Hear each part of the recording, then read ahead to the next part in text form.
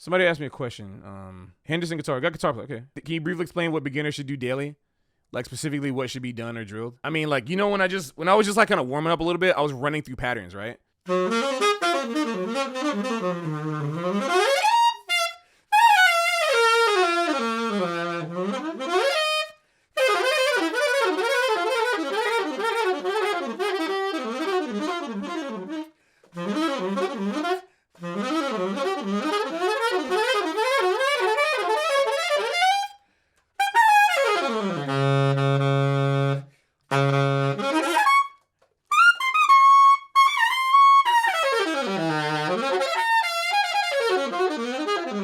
All right. Right, I'm always trying to test my fingers, but you know, I basically run everything. Like when I'm playing, I try to make sure I can do everything. And what I mean by that is like, you know, like, can you play your triad arpeggios? Can you play seventh chord arpeggios? Can you play arpeggios up through all the extensions? Can you play arpeggios starting on extensions? Can you do them descending, like ascending and descending? You know, can you do your modes like that? You know, can you do your modes plus the mode arpeggios? Can you do mode seventh arpeggios? Those are like, there's so much that comes just from the major scale. It's ridiculous. Like, mastery over the major scale is mastery over the major scale and all its permutations and possibilities.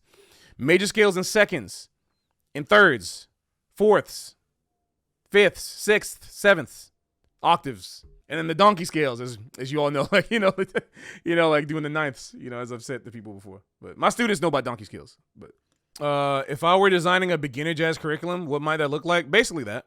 But because I don't teach beginners, but if I were to give beginners something, the first thing I would pose to beginners is, first of all, it depends on the age, because you need to be okay with time. You need to be okay with like a lot of time feeling like it's passing slowly. The reason why it's hard, like it's simultaneously, funny enough, it's easy and hard to teach adult beginners. The reason why it's easy and hard is because, I'll say the easy part. The reason why it's easy is because I feel like as an adult, I'm a 15,000 times better student than when I was like 18, 19, 20, or even younger, like when I was like 15, 16. Way better student. Because I'm a lot more patient now. And what I mean by that is, like, I understand what the learning process is, and I have a lot of, like, what's the word? I like have a desire to learn. It's kind of hard to have a desire to learn when you're like 14, 15, because like all you want to do is for class. All you care about is class being over. You want to go home and play games. You want to get, you know, done with all this other kind of crap, right? So like, it's hard for like a young student to be focused. It's really easy for an adult student to be focused. Man, it's great. It's great. Like, since I started like this summer with my coach, for working out, I'm like attentive. I hope that I've had two coaches so far. One of them left to another gym, and my recent one, like, they both like me. So, you know, hopefully it's not just acting, because like I'm like an attentive. I don't talk back. I don't whatever. I practice what they tell me. I'm like, my first coach was 10 years younger than me, and I looked up at him like he was my sensei. Because I give respect when respect's given. You know, like when I'm in my Discord, like my Splatoon server, my Splatoon server, my J Music server, I play Splatoon. And I have these kids, like, you know, in high school teaching me, coaching me how to play. I'm 32 years, I'm about to be 33 in just a few months. And there's these kids that's teaching me. And I feel great. I love that. Because I realize the value of learning. Here's the problem. Okay, so what's the bad thing? So I noticed it can be a couple of things. So one, for me, right, I don't have the other problem I'm going to talk about, that I'll talk about later. But the first thing I'll talk about is it's harder to learn. It takes way more effort as an adult to learn. So you have to do, like, it's like a freaking 14, 15-year-old can like learn one thing one day, not practice it for like 2 months, and like might still be able to do it. Like, just because your brain's just a freaking sponge. Like, your brain is just like, it just absorbs so much stuff, and you can learn stuff. You're like, oh, okay, I got that. You give a kid an easy way to do something, boom, they're gonna learn it, and whatever they do, it's like immediate. That's why like they always say the best time to learn music should be when you're young. It's like, it's easy, right? There's a lot less there's like a lot less in the way, right? And you also you have a lot less stresses. You don't realize how messed up the world can be. You kind of see it simulated online, but you don't feel it yet. You know what I'm saying? Like, the type of responsibility, usually. The other thing is that the reason why it's hard for me to teach beginner adults, And when I say beginner adults, I mean like from 25 and up. Nowadays, it's interesting. Nowadays, like, a lot of younger people are having this problem, which sucks too. But I'd say younger, maybe like 18 to 22. But there's a lot of impatience about time. Like they feel like, and one of the reasons why there's impatience on time is different than the impatience that young people feel. But like adults, like one, they kind of already have an idea of what being good is. So because they already have an idea of what being good is, there's a lot of anxiety to catch up to that fast. Not only that, but adults usually have, because they have an idea of like what good is, they also have an idea of what they think like good music is, right? They've built up some type of, usually they've built up some type of idea, some type of sureness. The ego is really strong. It's a very strong ego. So if something comes up that's presented that rubs up against what they think is true, they're not as willing to try it unless they're a really humble beginner. Like they have to be a really humble beginner. But I have, there's some people that are really locked in. They think they already got it. It's really interesting. So it becomes hard to teach a lot of adults for that reason. It's easier to teach like 12-year-old beginners because they don't really know nothing. Like they might act like they do sometimes because you know how teenagers can be, but usually they kind of just do what the teacher says. Like the issue you have to worry about with young students is that they don't practice. You don't have to worry about them like thinking they know more than you. But a lot of adults, especially like older adults, if I'm teaching like 60-year-olds or something, which I've done before, like it's kind of ridiculous. Like, it's kind of ridiculous. I'm like half their age. And so like, sometimes they might be like, oh yeah, I've done this and it didn't really work. I was like, well, do it this way. You know what I'm saying? Like, I'm telling you this. You might have think you've done this for so long, but like try it this way. So there's a lot of ego involved with a lot of older folks, unfortunately. So that's why like it gets hard. But that's kind of, luckily in my experience of teaching adult beginners, that's kind of rare because the people that are willing to pay the money and willing to come up and show up, and even people here in the chat, usually like there's a certain level of humility that you all have. So I don't have that as much of a problem. I have that more with like random people that I meet. You know what I'm saying? Like it's random people that I meet that don't have that problem. So yeah, that's why it's kind of hard. But I'd say with that being said, the general beginner curriculum, if you're the type of person that's going to be willing to listen to the things I have to say, you need to be okay with the first 4 years. The first 4 to 5 years of your jazz life are going to be turbulent and wild and constantly new. You're going to feel really out of place, and that's okay. Embrace that and have fun. There's going to be a lot of like a lot of information thrown at you. And the reason why it's a lot easier for young people to be beginners than older folks is because young people aren't really trying to make sense of all the information that's coming your way. Older people are. And that's because you've already learned by the time you're like 20 something or whatever, you've already kind of learned how to make sense of the world, right? You're still learning a lot of stuff, but by the time you're like 23 to 26, whatever, you've started to kind of make sense of the world a little bit. And so it's like, because of that, you'll get a lot of information. You're like, okay, what's the most efficient thing? Like, I don't think this. I got to figure out what's right for me. It's like, no, you don't. You don't got to figure out nothing that's right for you. If you want to be the best jazz beginner of all time, everything is right for you. Everything. Not a single thing is wrong for you. You need to be a sponge, guys. You need to be a sponge. And that is the hard truth about being a beginner in this music. You cannot be a beginner thinking, I'm going to hyper-focus on this one thing. Buddy, you've been playing for 1 year. Hyper-focusing on this one thing is not going to do anything for you. You need to spend the first 4 years of your jazz life being open to everything. Ideally, you'll spend your whole life being open to stuff. But if you set yourself up with a foundation of being open to like whatever music is coming your way, you won't have these weird ideas about like, oh, I think this, blah, blah, blah, blah, blah. You should only be focusing on what do I like, what do I not like, not what is good, what is not good, because you don't know that yet. You don't know that yet. So don't focus on like, this is good for me, this is not. You might think you know that, but you actually don't. You don't. So you should be trying as much as possible and being okay with the learning process, not being nervous about it. When I was 11, I started playing saxophone for the first time. And the first thing I played on Barry sax was Booty Scoot. Booty scoot, hey, everybody, booty scoot. I remember that horn line, and then it was like Kirk Whalum, Kyle Smiles, and then my social studies teacher was like, "Man, that ain't jazz. Listen to this," and then gave me like a 12-track burn CD of a bunch of random jazz from 1920 to like 2000, and it was like like a bunch of random stuff like Louis Armstrong, St. Louis Blues, John Coltrane, Blue Train, like Freddie Freeload. It was like Winton. It was so much random stuff on there, like Wayne Shore to Speak No Evil, all sorts of whatever, and I just accepted all of it because it was cool. I thought jazz is cool, man. Like, just whatever, just take it in. I was listening to everything. I didn't discriminate. I didn't be like, this is the real, this ain't. It's just, I just listened to all of it. If I was in the right direction, I knew I was good. That's all I need to care about. That's all my teachers helped me to care about.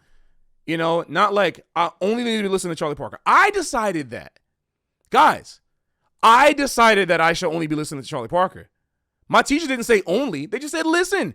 I've never had a teacher ever come up and tell me only listen to this one person. Nope. No. I've had teachers say listen to this one person. We decide to limit that. And that's an important limitation to have. Because why? Because you're finding within this realm of things that you're supposed to be into, what is something that I like within this realm of importance? If somebody says, hey, you should be eating organic food, like, okay, like, I don't know, go to an organic supermarket. If you want to be more organic, you can get basically anything that's organic in that store and you'll be fine. You'll be in the in crowd now. Now you can like have conversations with people about organic food. You're in this, you're in there.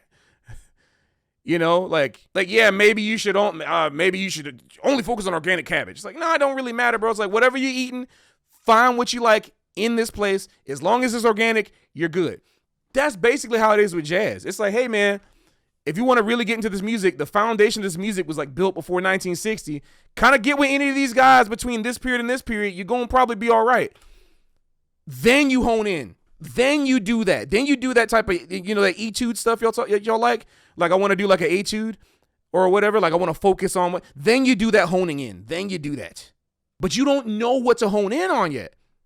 If somebody's telling you go eat organic and you're just like, I'm going to get some organic ketchup, and then you just downing ketchup. Do you think that's really healthy for you? What the heck are you doing? Why are you just downing organic ketchup? Because you can't do that work yourself. You don't know.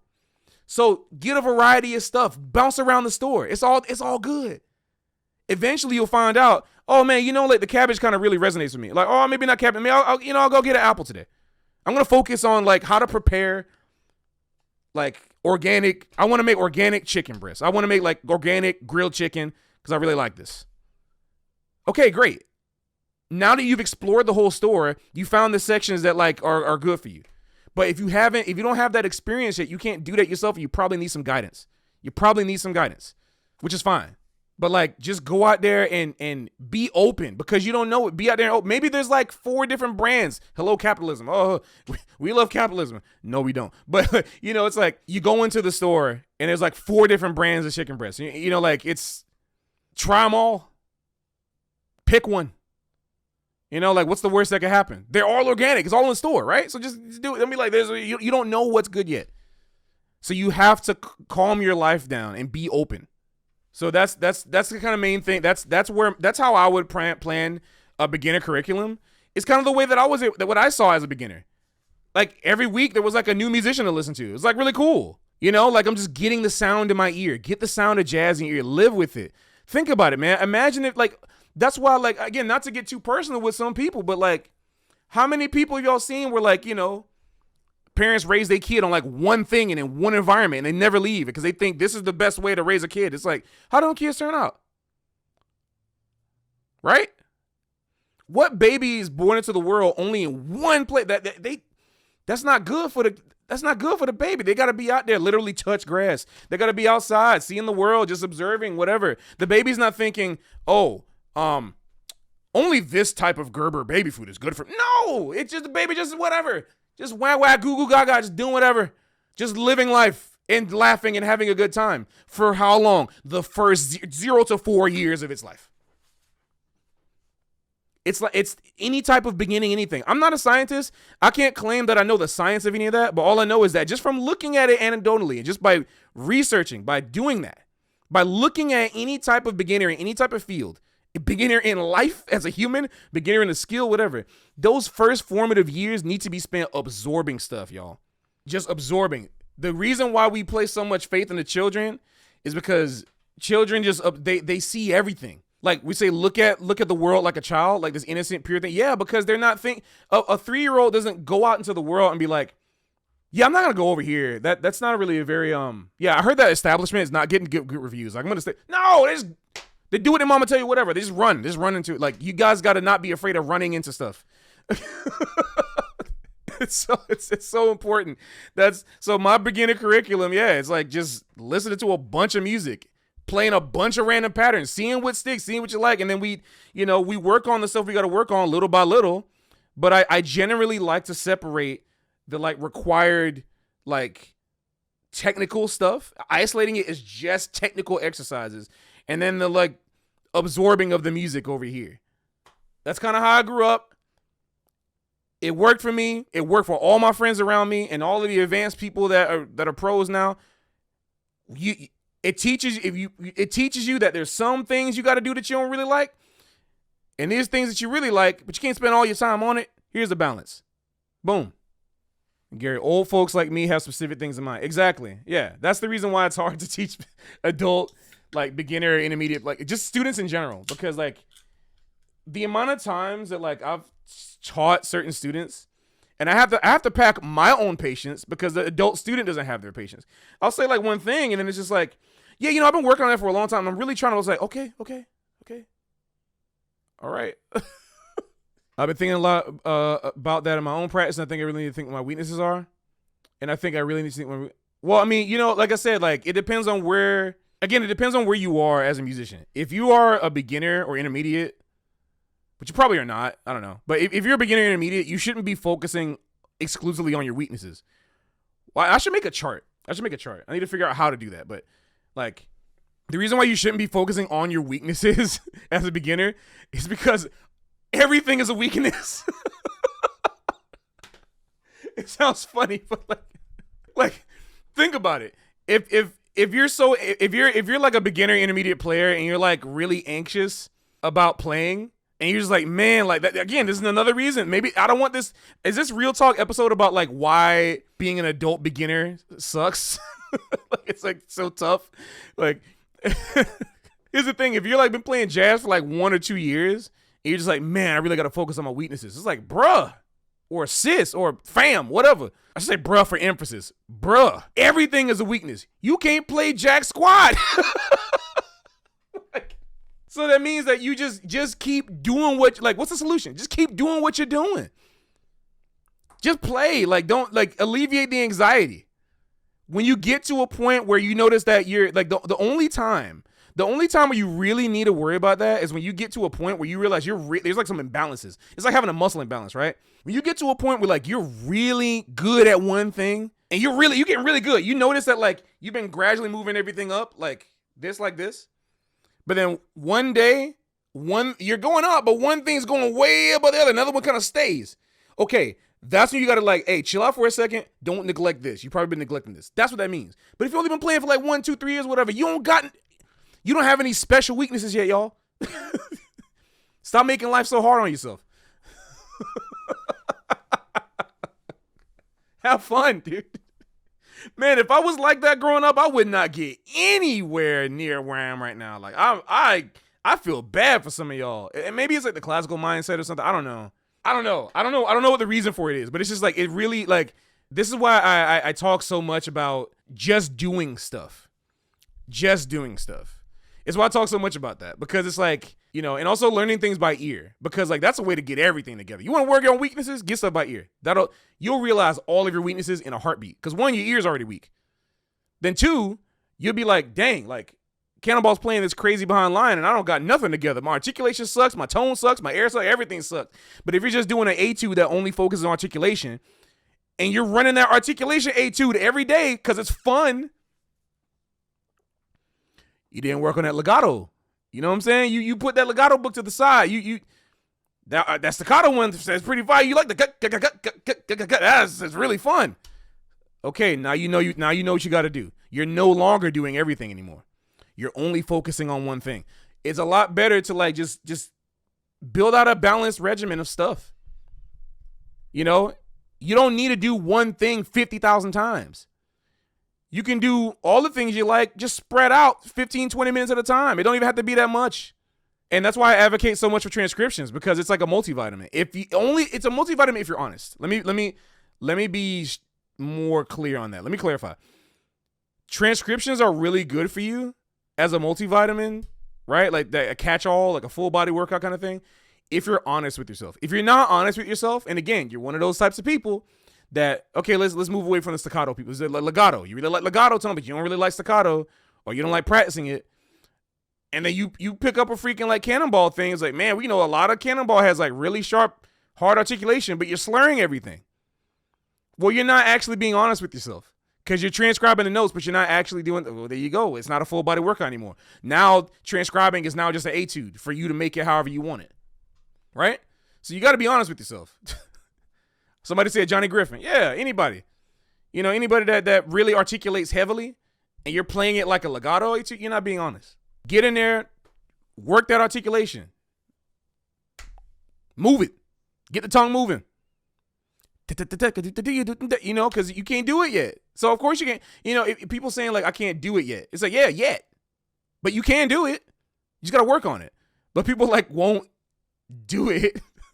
So, like, it's going to be a legato. Cannonball solos are going to be legato etudes for most people. And that's why I say I don't like doing that. And that's also why I don't like reading stuff. You got to be honest. Yeah, you only get as much out of transcriptions as you are willing to get out of them. Just transcribing is not going to help.